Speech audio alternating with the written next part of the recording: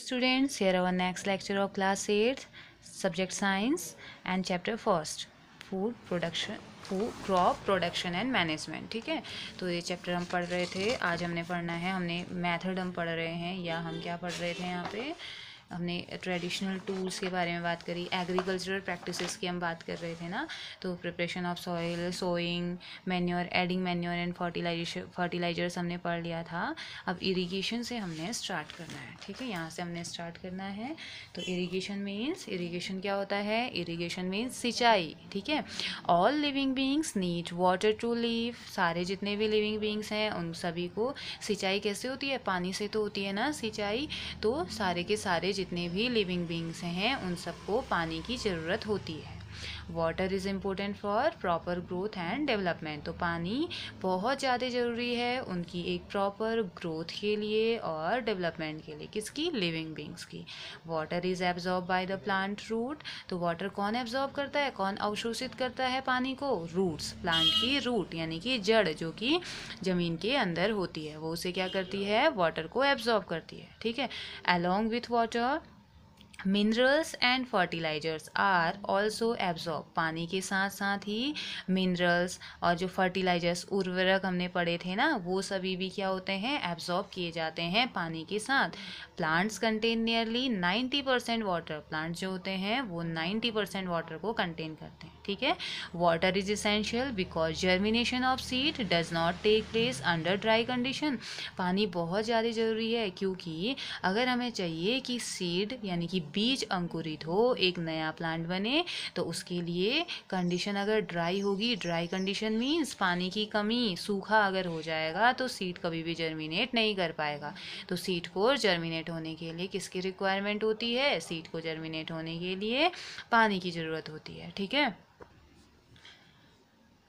Nutrients dissolve in water are transported to each part of the plant. अब जितने भी पोषक तत्व हैं, जितने भी न्यूट्रिएंट्स हैं जो कि पानी में मिक्स होते हैं, पानी में भी तो बहुत सारे न्यूट्रिएंट्स होते हैं ना, तो वो मिक्स जो डिजॉल्व होते हैं वाटर में, उनको ट्रांसपोर्ट कर दिया जाता है। ट्रांसपोर्ट करना मीन्स एक जगह से दूसरी जगह लेके जाना, यानी कि प्लांट के हर एक पार्ट तक पानी को पहुँचाया जाता है। ठीक है, water also protect the crop from both Frost and hot air current. तो वाटर क्या करता है? फसल को किससे बचाता है? गर्मी से तो बचाता ही बचाता है, बहुत ज़्यादा भीषण गर्मी हो गई उससे तो बचाता ही बचाता है। साथ ही साथ फ्रॉस्ट मीन्स होता है ठंड या पाला या तुषार भी इसे हम कहते हैं। तो पाले से भी बचाता है, ठंड से बचाता है, और बहुत ज़्यादा हॉट एयर करेंट्स जो होते हैं उनसे भी वाटर हमारी फसलों को बचाता है।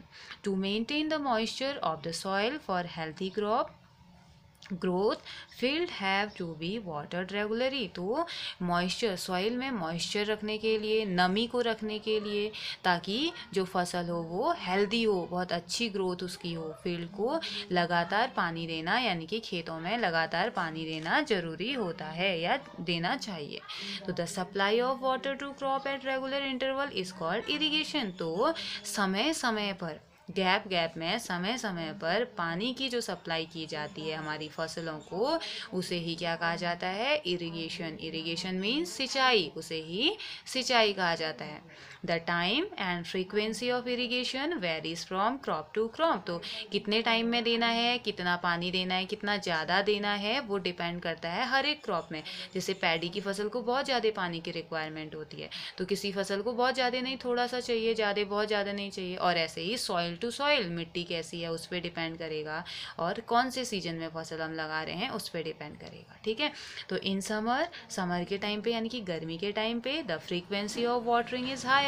तो फ्रीक्वेंसी क्या होगी उस समय? पानी की ज़्यादा होगी, क्योंकि उस समय वाटर वेपर क्या होगा? बहुत ज़्यादा होगा, यानी कि वाटर लॉस ज़्यादा हो रहा होगा। गर्मी के टाइम पे ज़्यादा होगा ना, हीट बढ़ेगी तो वाटर लॉस ज़्यादा होगा। तो वो वही बोल रहा है वाई इज़ इट सो? तो इवेपोरेशन की वजह से।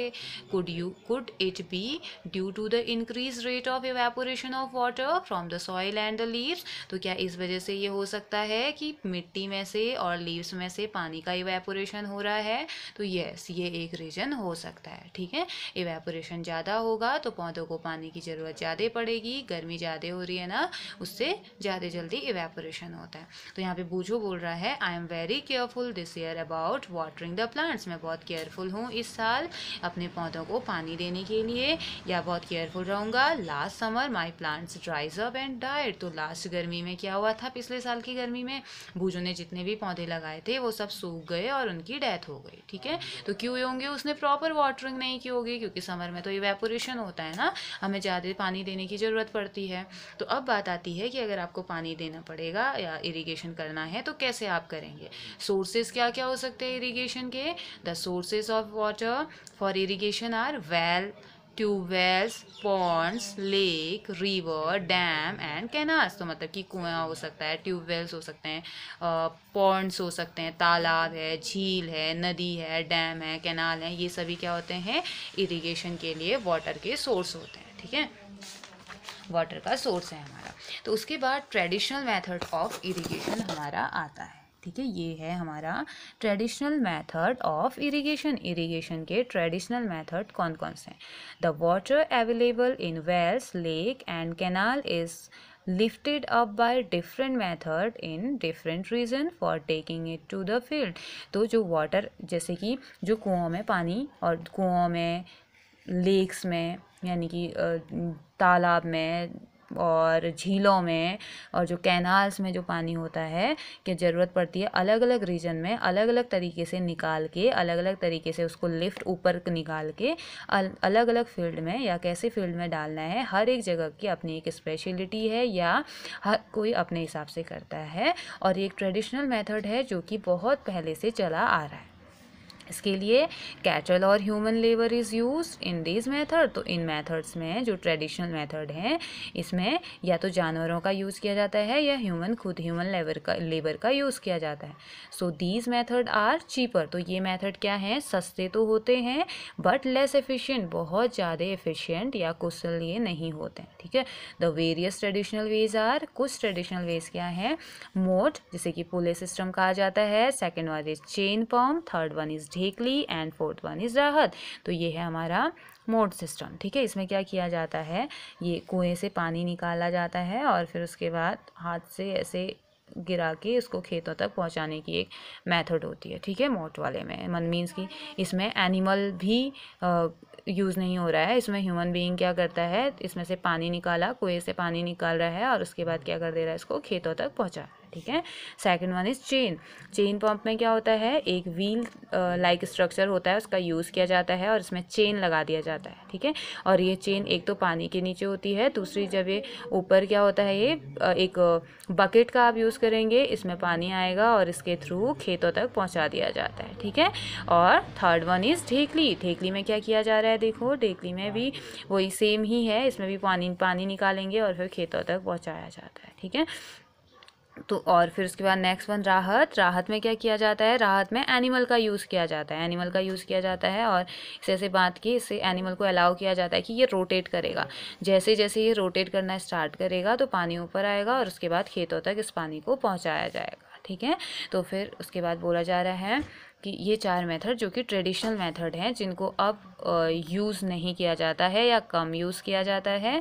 तो pump are commonly use for lifting water. तो पंप का यूज़ किस चीज़ के लिए किया जाता है, पानी को ऊपर निकालने के लिए, जैसे diesel, biogas, electricity and solar energy use to run this pump. तो ये जो जैसे डीजल, बायोगैस, इलेक्ट्रिसिटी वगैरह जो होते हैं ना, और जो सोलर एनर्जी है, तो इन पंप्स को चलाने के लिए इनका यूज़ किया जाता है। ठीक है, तो लिफ्टिंग पानी को ऊपर, जैसे कि डीजल का यूज़ कर लिया, बटन ऑन कर दीजिए, पानी ऊपर निकल आएगा। ऐसे बायोगैस की हेल्प से भी बटन ऑन कर दीजिए, पानी ऊपर निकल आएगा। जैसे मोटर होता है ना, हम बटन ऑन करते हैं, पानी टैंकी में भर जाता है, तो वैसे ही इन पंप्स का भी यूज़ किया जाता है। ठीक है, इनका भी यूज़ किया जाता है।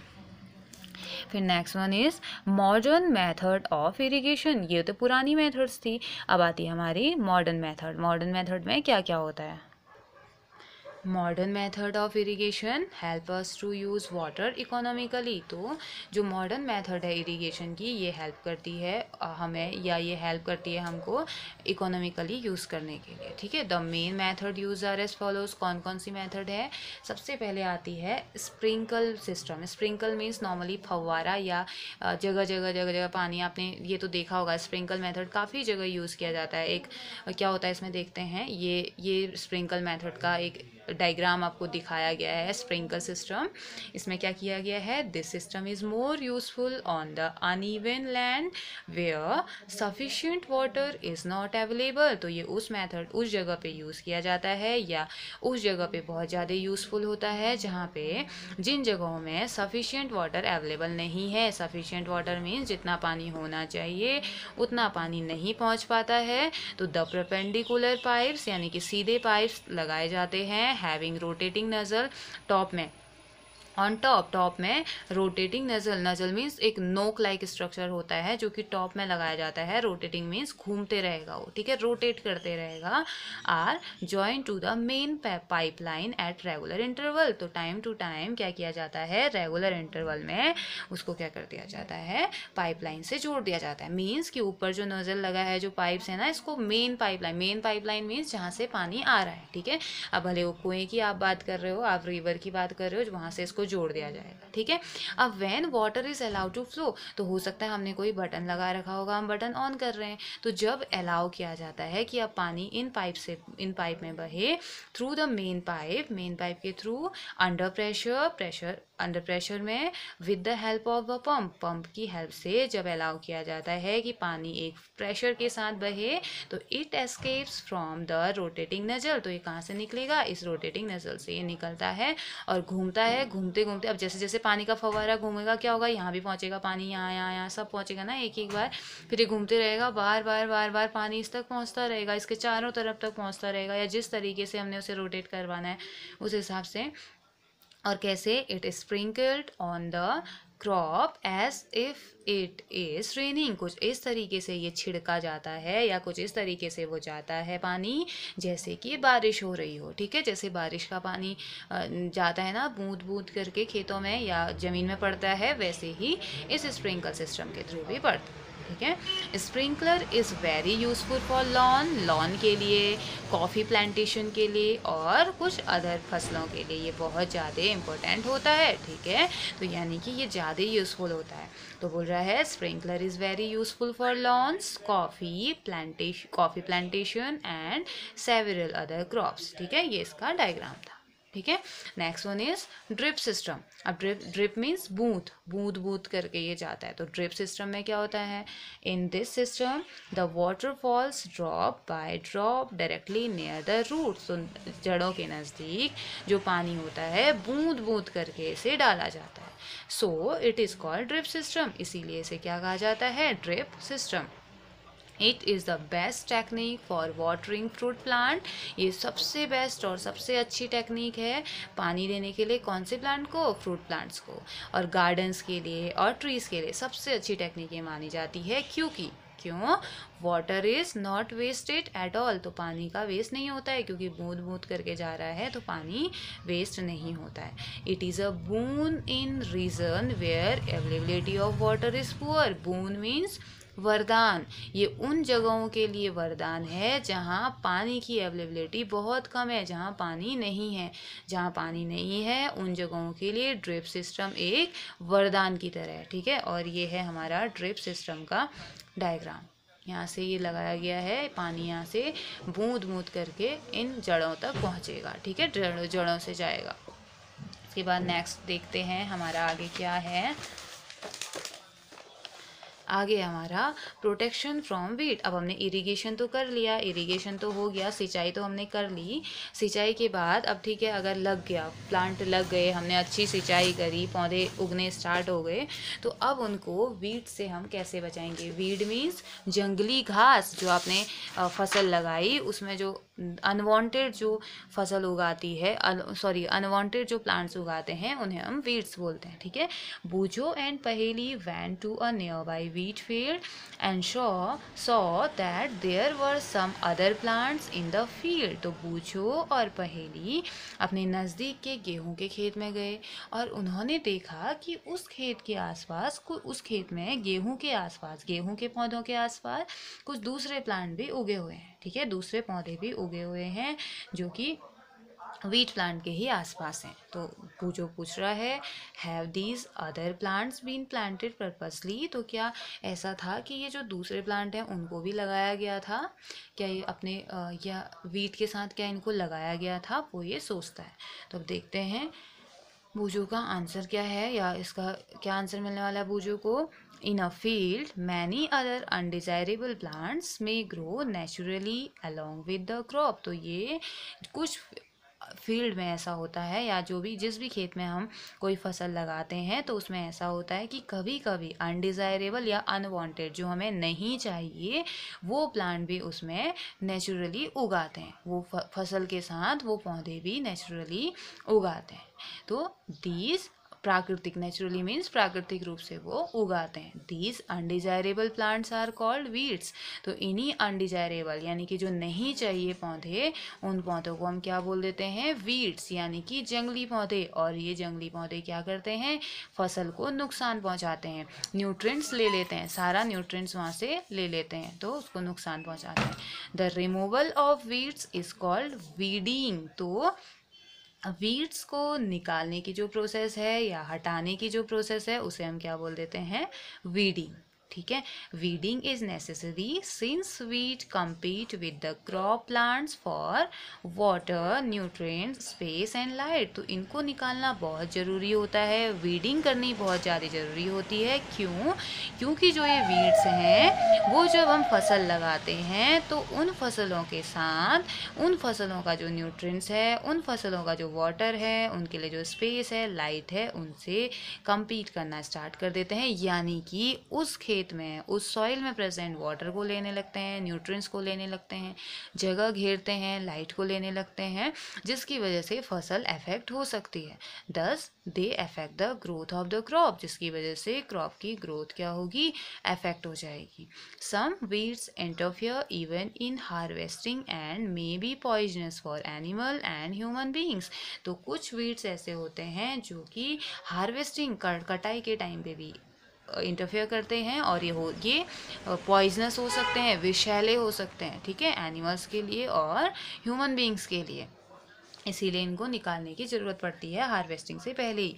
Farmer adopt many ways to remove weeds and control their growth. तो फार्मर, किसान जो होते हैं वो क्या करते हैं, बहुत सारी मेथड का यूज़ करते हैं ताकि वो इन जंगली घास को निकाल सकें, और इनकी आगे निकालेंगे और उसके बाद आगे ग्रोथ ना हो उसके लिए भी ये क्या करते हैं, कुछ मेथड का यूज़ करते हैं, ठीक है।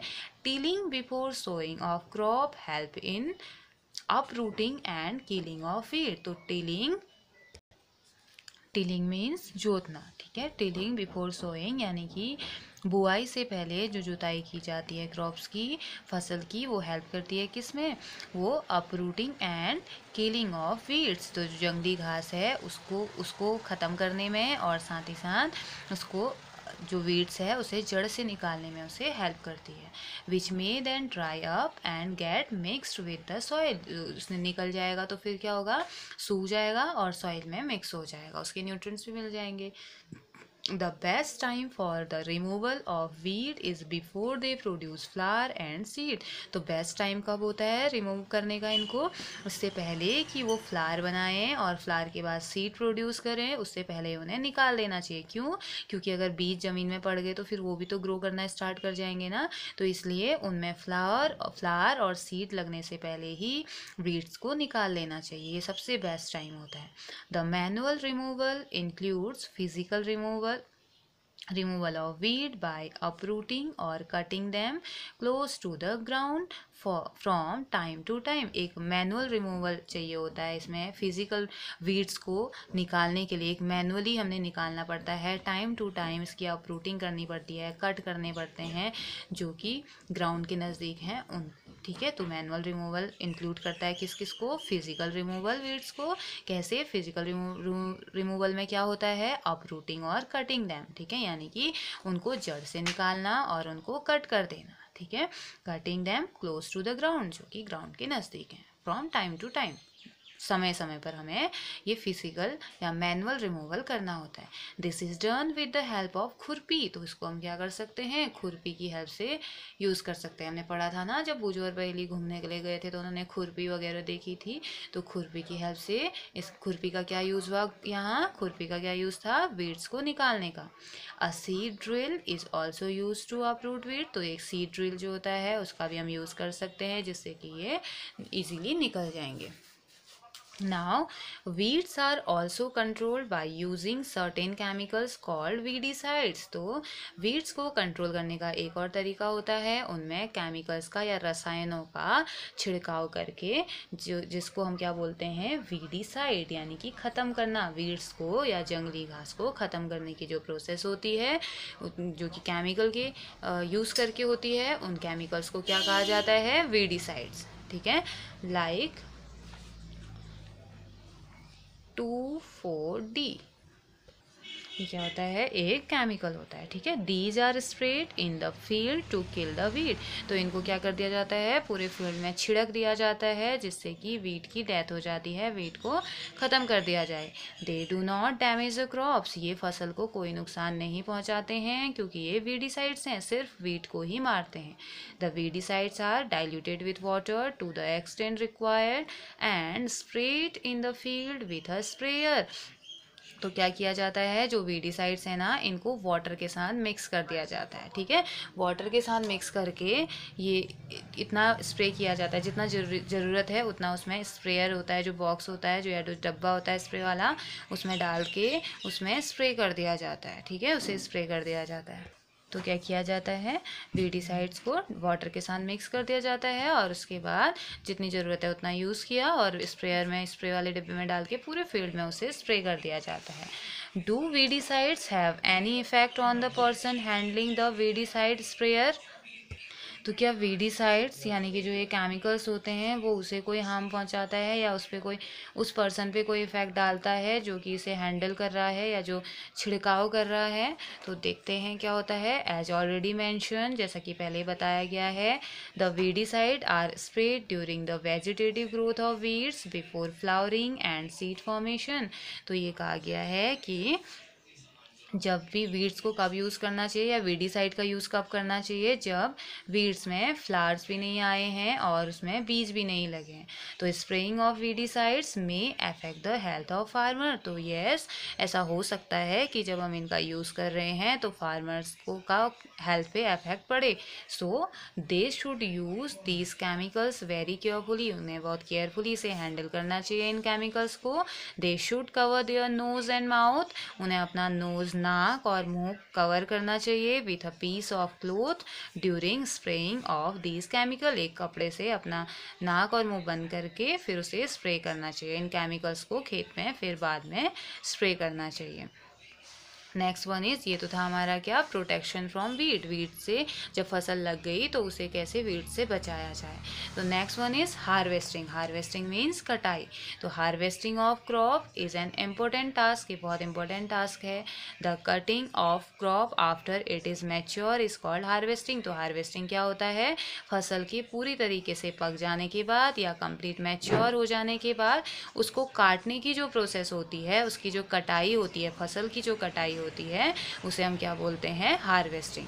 इन हार्वेस्टिंग में क्या होता है, क्रॉप्स आर पुल्ड आउट और cut close to the ground. तो इसे क्या किया जाता है, हार्वेस्टिंग में फसल को क्या करते हैं, कट कर दिया जाता है, ग्राउंड के नज़दीकी काट के उन्हें रख दिया जाता है या पुल्ड आउट कर दिया जाता है। It usually takes 3 to 4 month for a cereal crop to mature. तो किसी भी सीरियल क्रॉप को यंग मैच्योर होने के लिए, पूरी तरीके से पकने के लिए 3 से 4 महीने का टाइम लग जाता है।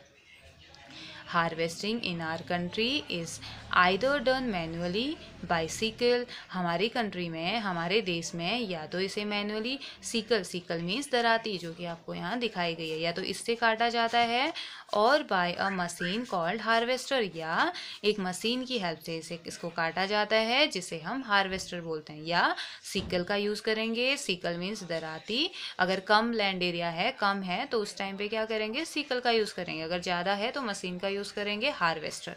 इन the harvested crop the grain seed need to be separated, तो अब क्या होता है, हार्वेस्टेड जो फसल काट ली गई है उस फसल में से जो ग्रेन सीड है उनको अलग करने की ज़रूरत पड़ती है, उन्हें अलग किया जाता है।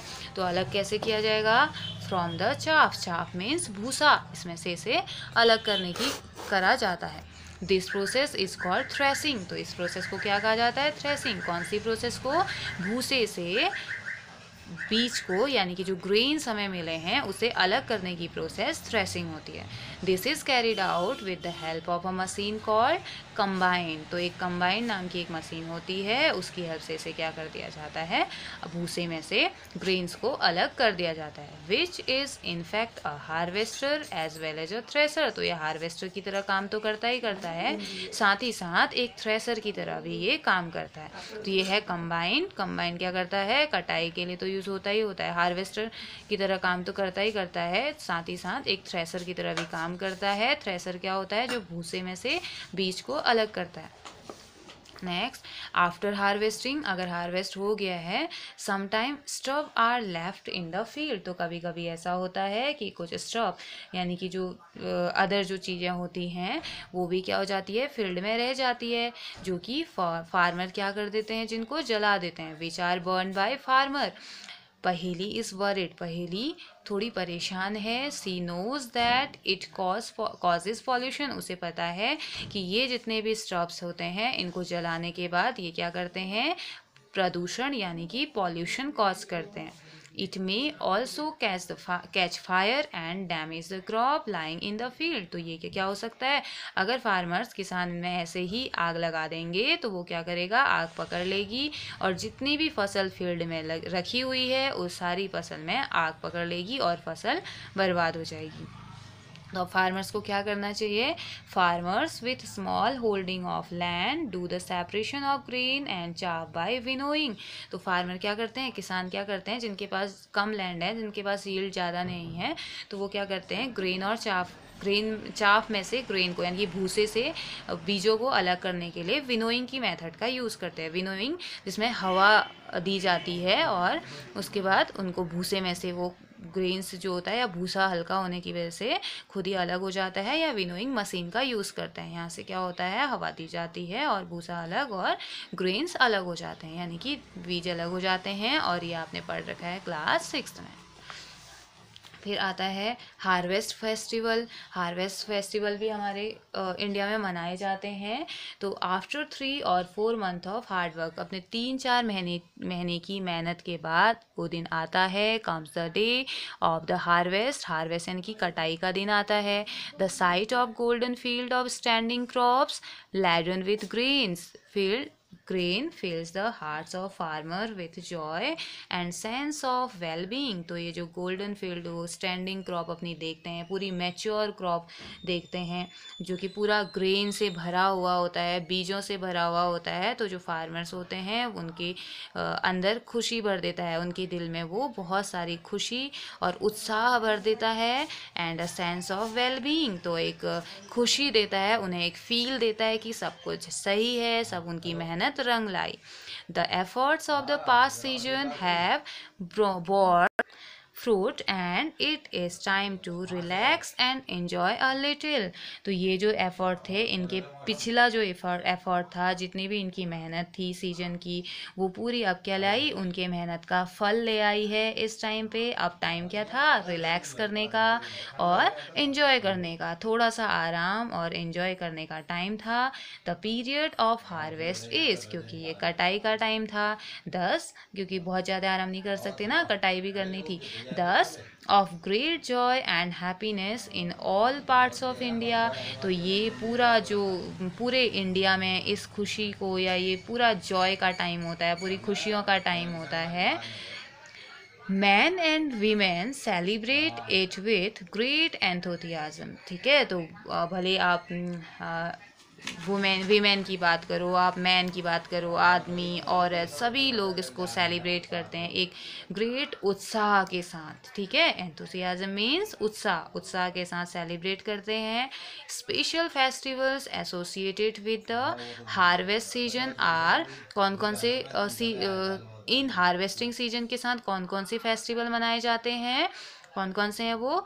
पोंगल, बैसाखी, होली, दिवाली, नब्याना एंड बिहू, ये सभी जो फेस्टिवल हैं वो मनाए जाते हैं। ठीक है, उसके बाद दूसरा क्या आता है हमारा? स्टोरेज। अब कटाई तो हो गई, इरिगेशन हो गया, लग गया था, उसके बाद फसल अच्छी हो गई, ये सब हमने क्या कर लिया? सेलिब्रेट भी कर लिया। तो अब स्टोरेज कैसे होगा? जब काट लिया तो उसके बाद उसका स्टोरेज कैसे करना चाहिए? तो storage of produce is an important task. अब जो मिला है उसका स्टोरेज करना ये बहुत इम्पोर्टेंट टास्क, सबसे ज़्यादा इम्पोर्टेंट टास्क, क्योंकि अगर प्रॉपर स्टोरेज नहीं हुआ तो इतने महीनों की जो पूरी मेहनत है वो वेस्ट हो जाएगी, हमारा ग्रेन्स खराब हो जाएगा, तो उससे बचाना है। ठीक है, if the harvested grains are to be kept for longer time, अगर जो हार्वेस्टेड ग्रेन्स हैं यानी कि जो ये जो हार्वेस्टेड है, कटाई के बाद जो हमें ग्रेन्स मिले हैं, इनको अगर लंबे टाइम तक सुरक्षित रखना है, लंबे टाइम तक रखना है, they should be safe from moisture, नमी से उन्हें बचाना होगा, इंसेक्ट्स, कीड़ों से बचाना होगा, रैट एंड माइक्रो ऑर्गेनिज्म, चूहों से, और माइक्रो ऑर्गेनिजम्स मीन सूक्ष्म जीवों से, सभी से हमें इनको बचाना होगा या फार्मर्स को बचाना होगा। Harvested grains have more moisture, जो हार्वेस्टेड ग्रेन्स होते हैं ना उनमें बहुत ज़्यादा मॉइस्चर होता है। If freshly harvested grain seeds are stored, grains और seeds are stored without drying, अगर इनको बिना सुखाए अगर हम रख देंगे, स्टोर कर देंगे, दे मे गेट स्पॉइल्ड, ये खराब हो जाएंगे, और अटैक्ड बाय ऑर्गेनिजम्स, तो अलग अलग ऑर्गेनिज्म इसमें अटैक कर देंगे, making them unfit for use और फॉर जर्मिनेशन, ये ना ही खाने लायक रहेंगे और ना ही फिर अगली बार बोने लायक ये रहेंगे, तो अनफिट कर देंगे यूज़ के लिए और जर्मिनेशन के लिए। हैंस बिफोर स्टोरिंग दैम, तो इसलिए इससे पहले कि हम इन्हें स्टोर करें, इन्हें रखें, the grains are properly dried in the sun to reduce the moisture in them, तो सबसे पहले इनको धूप में सुखाना होगा ताकि इनकी जो नमी है वो कम हो जाए या ख़त्म हो जाए। This prevent the attack by insect pest, तो ये क्या करेगा? इंसेक्ट से बचाएगा, इंसेक्ट इसमें अटैक नहीं कर पाएंगे, जो ड्राई सीड्स होते हैं उनमें इंसेक्ट जल्दी से अटैक नहीं कर पाते हैं, और बैक्टीरिया भी नहीं कर पाएंगे और फंजाई भी नहीं कर पाएंगे। ठीक है, नेक्स्ट पहेली कहती है, I saw my mother putting some dried neem leaves in an iron drum containing wheat, I wonder why. तो पहेली कहती है कि मैंने देखा कि जो मेरी मदर है वो क्या करती है, जो फसल है आयरन के ड्रम में यानी कि लोहे के ड्रम में उन्होंने कुछ गेहूँ डाले और उसमें कुछ नीम की पत्तियाँ भी डाल दी। तो पहेली सोचती है कि ऐसा क्यों, इससे क्या होगा, इसका क्या फ़ायदा होगा, ये वो सोचती है। तो अब इसका आगे पहेली को आंसर मिलेगा हमारे नेक्स्ट सेक्शन में।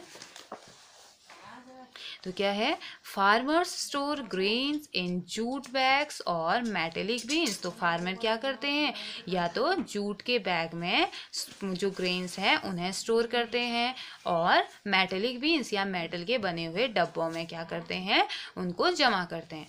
However large scale storage of grains is done in silos and granaries to protect them from pests like rat and insect, जबकि अगर लार्ज स्केल में स्टोरेज करना है तो वो किस में किया जाता है? साइलोज भूमिगत टाइप का कुछ होता है, ये कंटेनर होता है, इस तरीके के होते हैं। अगर बहुत ज़्यादा अमाउंट में है तो इनमें कर दिया जाता है, इनमें स्टोर कर दिया जाता है, और साथ ही साथ ग्रेनरीज में भी इनको कर दिया जाता है। ठीक है, ग्रेनरीज में भी इन्हें यानी कि भंडार जिसे हम कहते हैं ना, भंडार कर दिया जाता है, ताकि जो भी इंसेक्ट है, जो भी रैट है वगैरह जो भी हैं, जो भी हार्मफुल हैं, वो सब इनसे इसको बचाएं। ठीक है, ये storage of grain in Ghani bags in granaries, तो ऐसे बैग्स में इनको क्या कर दिया जाता है, इसमें रख दिया जाता है। तो उसके बाद देखिए आपको दे रखी है एक्टिविटी 1.3, और इनमें क्यों रखा जाता है, ताकि वो क्या रहें, सेफ रहें। तो फिर next, dried neem leaves are use for storing food grains at home. तो ड्राइड नीम लीव्स जो होते हैं यानी कि सूखी नीम की पत्तियाँ, उनको यूज़ किया जाता है फूड, जब फूड हम स्टोर करते हैं तो उसमें इनको डाल दिया जाता है। हमारे घरों में भी ऐसा किया जाता है ना, अगर ज़्यादा अमाउंट में गेहूँ है या कुछ कोई हमारे पास ग्रेन्स हैं तो उनमें नीम की पत्तियों को मिक्स कर दिया जाता है या डाल दिया जाता है। For storing large quantity of grains in big godowns. तो बिग गोडाउंस में भी ऐसे किया जाता है। स्पेसिफिक केमिकल ट्रीटमेंट किया जाता है ताकि हम उन्हें प्रोटेक्ट कर सकें माइक्रो ऑर्गेनिज्म और अदर इंसेक्ट्स से। ठीक है, अब देखिए आपको एक टेबल दी गई है फूड फ्रॉम एनिमल्स। तो 1.10 फूड फ्रॉम एनिमल्स, एनिमल से कौन कौन से फूड मिलते हैं। तो make the following table in your notebook and complete it. आपने क्या करना है, टेबल बनानी है और उसे कंप्लीट करना है। तो फर्स्ट आपको दिया है मिल्क। मिल्क फूड के फॉर्म में है, किससे मिलता है source, cow, buffalo, she goat, she camel. ठीक है, अब दिस इज़ योर होमवर्क। आपने second, third and fourth fill करना है ये, और यहाँ पे सिर्फ एनिमल प्रोडक्ट आपने लिखने हैं। ठीक है, और किससे मिलता है, कौन से एनिमल से आपको वो मिलेगा। ठीक है, तो जैसे मिल्क दिया है, मिल्क कौन कौन से मिल सकता है आपने फिल कर दिया, ऐसे बाकी भी आप फिल करेंगे और आप फिर मुझे सेंड करोगे। ठीक है, आप मुझे इसका आंसर बताओगे। तो आफ्टर कंप्लीटिंग दिस टेबल, ये टेबल जब आप कंप्लीट कर लोगे, you must have seen that आपको that like plants animal also provide us with different kind of food. तो इसको कंप्लीट करने के बाद आपको पता चलेगा, आपको दिखेगा कि जैसे प्लांट्स हमें खाना देते हैं, जैसे हमें प्लांट से फूड प्रोवाइड होता है, वैसे ही एनिमल से भी हमें अलग अलग तरीके के फूड हमें मिलते हैं। ठीक है, अलग अलग एनिमल भी हमें अलग अलग तरीके का फूड प्रोवाइड करते हैं। Many people living in the coastal areas consume fish as a major part of their diet। तो बहुत सारे लोग जो कि कोस्टल एरियाज में रहते हैं, समुद्र के आसपास जो रहते हैं, वो क्या करते हैं, फिश को खाते हैं। उनकी डाइट में सबसे ज़्यादा जो पार्ट होता है वो फिश का होता है, मेजर पार्ट होता है उनकी डाइट का। In the previous classes you have learn about the food that we obtain from plant. तो लास्ट क्लासेस में आप पढ़ के आ चुके हो कौन कौन से ऐसे फूड होते हैं जो कि हमें प्लांट से मिलते हैं। We have just seen that the process of crop production involve a number of steps like section of seeds।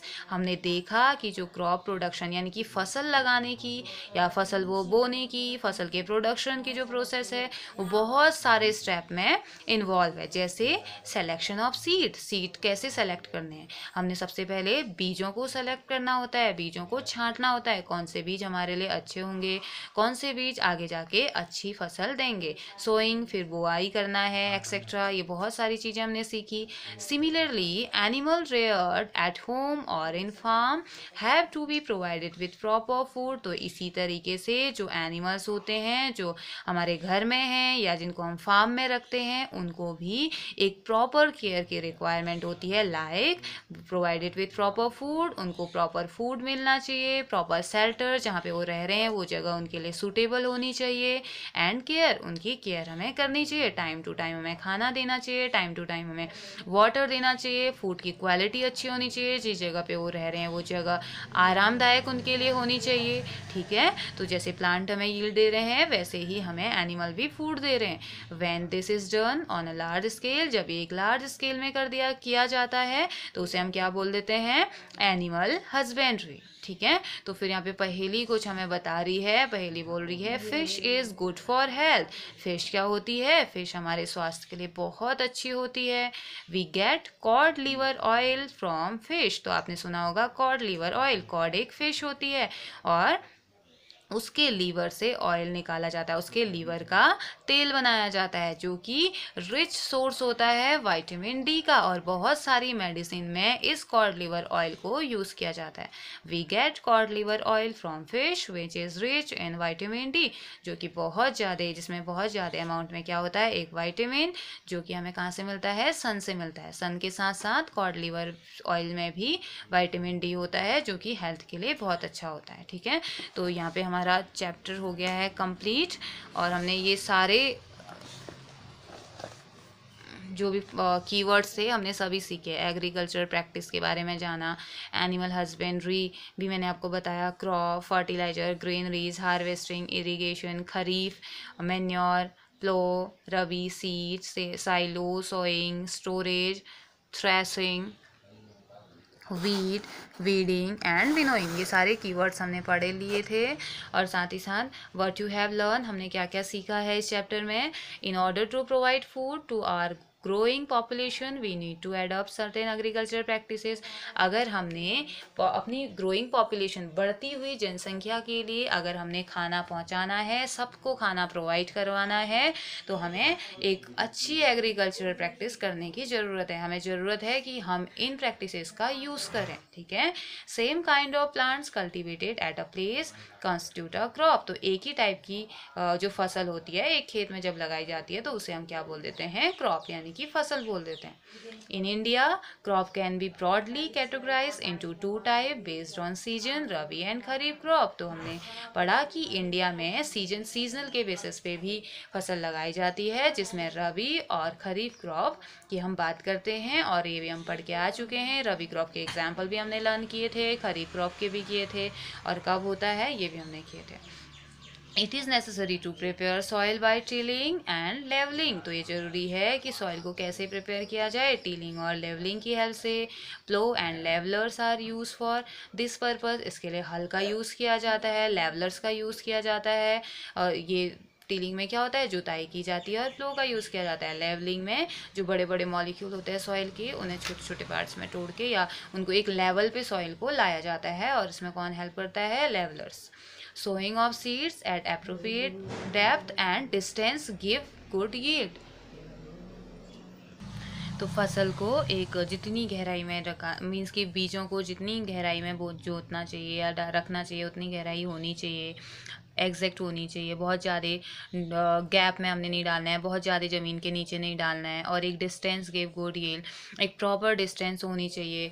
Good variety of seed are sown after selection of healthy seed. अब seed कब लगाने चाहिए, पहले हम select करेंगे कि healthy seeds कौन कौन से हैं, ठीक है। Sowing is done by seed drills, तो सोइंग कैसे करते हैं, सीड ड्रिल की हेल्प से। हमने पढ़ा था, हमने देखा था ना, सीड ड्रिल कैसे एक मशीन टाइप इंस्ट्रूमेंट था जिसकी हेल्प से, जो कि प्रॉपर डिस्टेंस में, प्रॉपर डेप्थ में बीजों को लगा रहा था। Soil need replenishment and enrichment through the use of organic manure and fertilizer।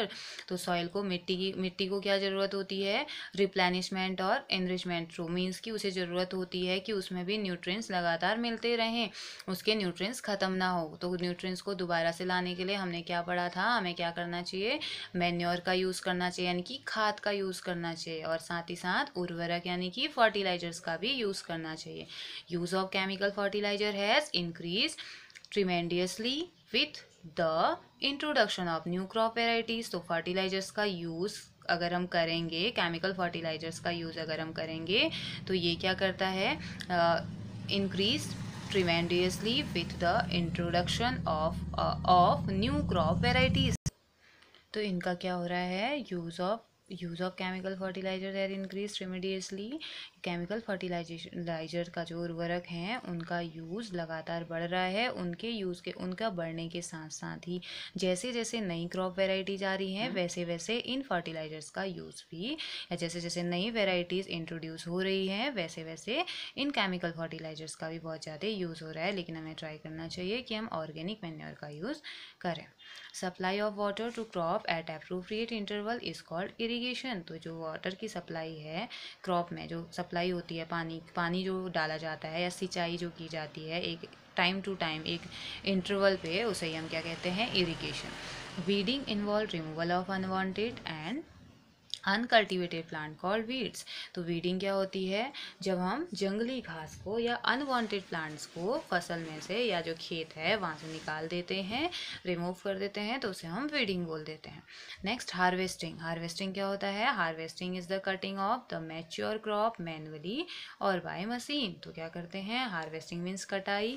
जब एक फसल पूरी तरीके से मैच्योर हो जाती है, काटने लायक हो जाती है, तो उसकी कटिंग कर दी जाती है, या उसमें फिर मशीन्स का यूज़ किया जाता है, या मैनुअली।